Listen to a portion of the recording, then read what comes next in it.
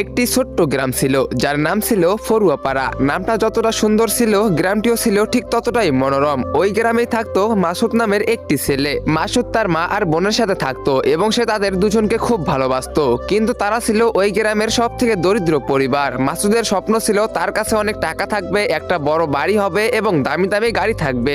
একদিন মাসুদ খেতে কাজ করতেছিল, প্রচন্ড রোদ ছিল এবং তার শরীর থেকে ঘাম ঝরতেছিল। ঠিক তখনই তার নজরে আসে মাটিতে পড়ে থাকা একটি চকচকে জিনিস। সে অবাক হয়ে ভাবতে থাকে, সোনার তৈরি এই প্রদীপটি এখানে কে লুকিয়ে রেখেছে। সে সেটা তুলে নেয় এবং তার উপরে জমে থাকা ধুলো পরিষ্কার করতে শুরু করে। হঠাৎ সেই সোনালী প্রদীপ থেকে বেরিয়ে আসে এক ভয়ানক চেহারার জিন। মাসুদ ঘাবড়ে যায়। জিন বলে, আমি তোমার যে কোনো 3টি ইচ্ছে পূরণ করতে পারি, কিন্তু মনে রেখো প্রতিটি ইচ্ছের বদলে তুমি তোমার প্রিয় মূল্যবান জিনিস হারাবে। মাসুদ ভাবে, আমার কাছে তো এমনিতেও কোনো দামি জিনিস নেই। সে বলে, আমার প্রথম ইচ্ছে হলো আমার অনেক টাকা চাই। জিন বলে, আচ্ছা ঠিক আছে। এই বলে সেই জিনটি একটা তুড়ি বাজায়। একটু পরে মাসুদ যখন বাড়ি ফিরে সে দেখে তার ঘরে ধন সম্পদ দিয়ে ভরে গেছে। সোনা, হিরে আর টাকা দেখে মাসুদের চোখ চকমক করে ওঠে। কিন্তু ঠিক তার পরের দিনই সিঁড়ি দিয়ে নামার সময় তার মায়ের পা পিছলে যায় এবং তার মা সিঁড়ি থেকে পড়ে যায় এবং অন্ধ হয়ে যান। মাসুদ কিছুই বুঝতে পারে না। কিছুদিন পর মাসুদ আবার জিনকে ডাকে এবং বলে, আমার দ্বিতীয় ইচ্ছে হলো